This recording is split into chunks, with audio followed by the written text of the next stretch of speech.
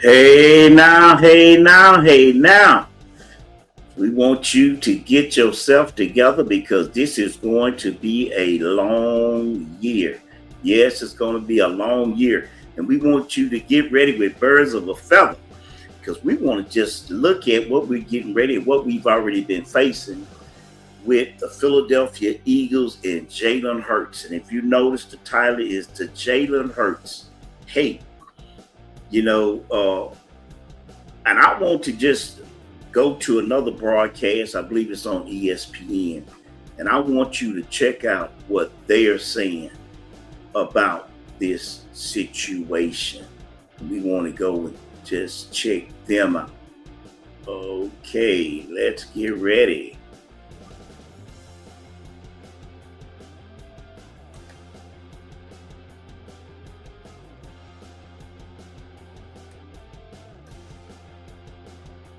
Could have your Hurts argument. Stafford is amazing. Let's not forget what Stafford did last year. And if they're all healthy this year, we don't need to do this, Trey. You're already doing. You're hosting in First Take. You're hosting. Get out, and you're already doing it. You're already starting to just pin one against the other. Okay, obviously different situations. With that being said, here's what Peyton Manning had to say about Jalen Hurts when he was talking to Chris Collinsworth. He's on the PFF Plus pod, I do believe. And what Peyton has to say about Jalen at this exact moment is very, very fascinating, especially because of the whole, there's two camps, it feels like, on Jalen, which there probably always will be. Here's Peyton's thoughts on it. I mean, it tells you all about his mental toughness, right? Because that's the kind of situation where it's embarrassing and you just don't sort of recover from it mentally or emotionally. So it tells you how mentally tough that, he is. And they said, he was the first guy to high five Tua in the locker room. And Okay, let's see. Now, what he's talking about is him being mentally tough since he was in college and he got pulled from the game in Alabama. Now, this is something that had never been done before. They weren't down by that many points, and it was halftime.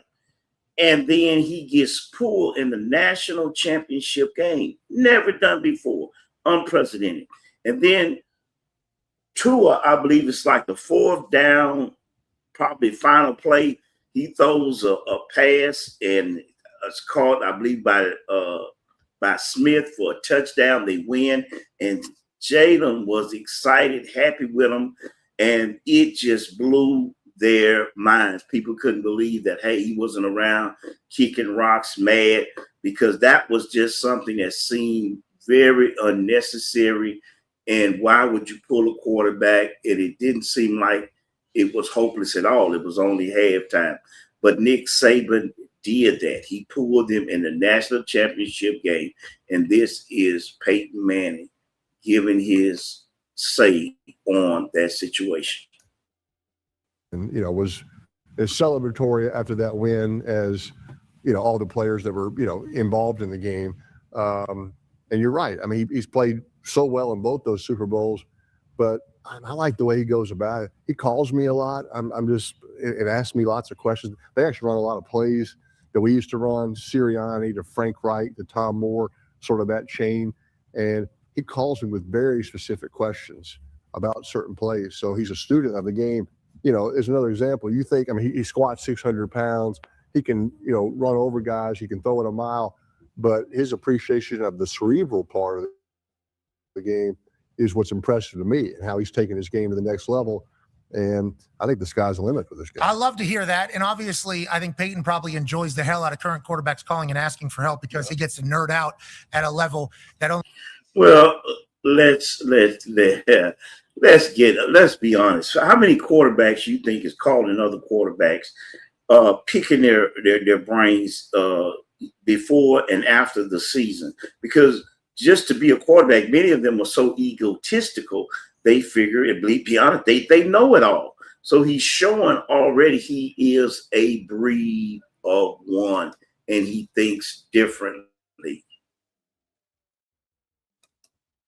Only a few can really understand. I heard you, I think, say he was the Super Bowl MVP, won a Super Bowl. He's not being disrespected or something. It's not about what he wins on the field. It's about how everybody talks about him, Shrakes. That's what we're doing in there. Do you feel that Jalen Hurts is always just going to be scrutinized, just like Sirianni seemingly always going to be scrutinized. Do you think that's just how it's going to be, and that's kind of what life is going to be like for him, even though some others might not experience the same?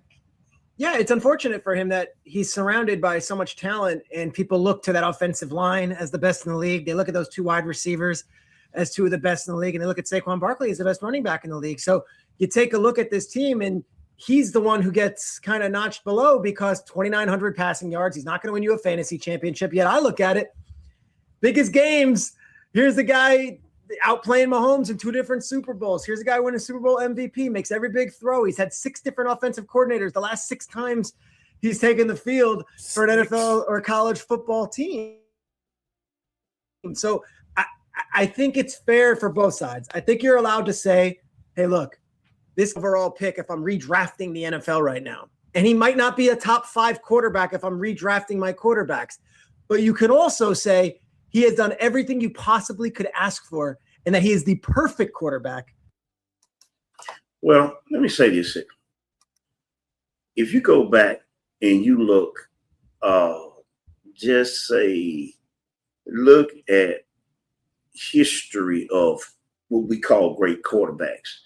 There's a quarterback by the name of Dan Fouts, who I believe has a yellow jacket in Football Hall of Fame, Dan Fouts.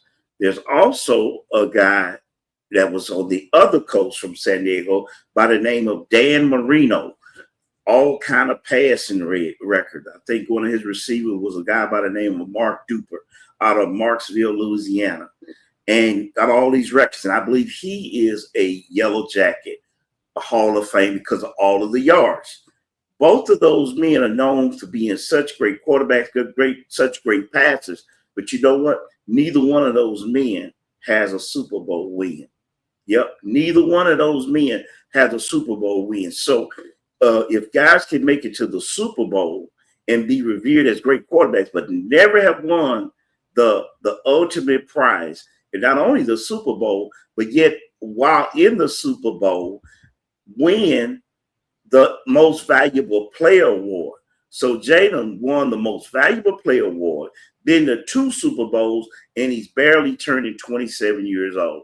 And, you know, what are we talking about? For that city, for that team, and for that coach. And you nailed it with Sirianni. I think if you polled all 32 NFL head coaches, hey, who are the coaches you respect the most in the league? Or who's the coach that you think is tops in the game? I don't think they respect Sirianni either. I don't think he's viewed as a top 10 coach, despite all the success. I think they also hold the same stuff against him. But he's perfect for Philly. He's perfect for that locker room. And he is perfect for that quarterback. That's so fascinating to hear about Sirianni and his peers, because you would think that they would appreciate somebody who acts like himself and has great success. But he probably tells them, hey, Yeah. too much. Because there's a lot of that out of Sirianni. Yeah, you know, I bet he loves that. The other coach. Well, you want to talk about coaches? Talk about the coach that won more Super Bowls than anybody. But look at his track record. Look at the years that they went and they were still in plays, that they got caught for it, that they had what they call Deflategate. How many of those Super Bowl wins can you say were really tainted? They got penalized for it. They lost draft picks because of it. But yet we try to gloss over it as if that never happened. That reality never happened. And this is with the winningest. Do you know how much better a team would play if you knew the plays that the other guys was calling? And all you had to do was run an offense or a defense on what you knew they were going to call. Come on, man. Coaches don't allow. Yeah. Who cares? Okay, I'll just go beat their ass on Sunday, I guess. Yeah, but you're a doofus.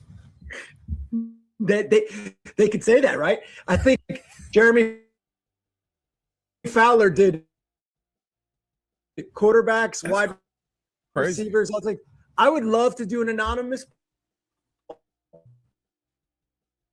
at the ownings.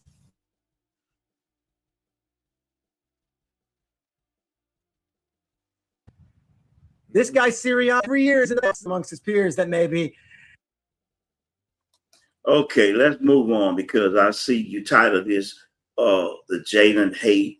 Why is he the number one hated? And now we're talking about other stuff. So let's try to move on and see where we can come out from here. Like, I'm sure his peers have a high respect for that. Media, maybe not so much, because day one, remember his first, you can't ever change the less first thinky, impression. more athlete take so- over. Peers even too, though, with how many like older coaches have gotten back in, he still might not be top 10. Like, some people might just, and granted, I mean, I'd be curious. I'm one of those people, but like Pete Carroll, you know, he hasn't been in for a while, but Pete Carroll's back in football now. So if they see his name on a list. Okay, we talking about Pete Carroll, we talking about other coaches and all other kinds of stuff. Yeah, this is ESPN. No, I will never say. Okay, good. I like that. That's part of the. That's good. It's anonymous. That- but I would like my coach to abstain from doing anything anonymous. I would like the coach to say, "Nah." Okay, he would like his coach to do this. About it. I don't like that at all. You know, I don't like. Now, granted, I know there's safeness and like safety and wellness for whistleblowers. Okay, so It's a little different. I understand in the real world. Yeah. Out of the gates, ESPN shot out of a cannon draft time, and I was like, I don't have a team. Let me get on back to what we're talking about over here and move them out the way. Why is Jalen Hurts so much hated? Well, the reason he's so hated because he can't be duplicated. Yep. And he's an easy target because he's so focused on winning, he ain't got time to be arguing with the public, trying to get a perfect public perception, or he's trying to play winning football, which he's always stated. It's never has changed. And his goal and his motives, and he's focused. And that's what you got to realize. When you're focused, you ain't got time for the foolishness. So I'm just going to say this. I'm steady going to rock with Jalen Hurts. Yeah, the hate is real. He said he had a purpose. Come on, before they even had an opinion. So what you're thinking about is not what he's about. And we're here at Birds of a Feather. We're going to rock together. And we're going to watch what Jalen Hurts is going to continue to do, because he's not through yet. Just hold on. You're going to see more and more and more. And go out and tell a neighbor, tell a friend that the Birds are back at it again. I'm Doc Hurts, signing out. Yes, signing out. We'll be rocking and rolling with Mr. Izzy. Yeah, courtside, going to be talking about it. Yeah, it's a Hurts thing. Don't get it twisted. Signing off. See you later, Gator.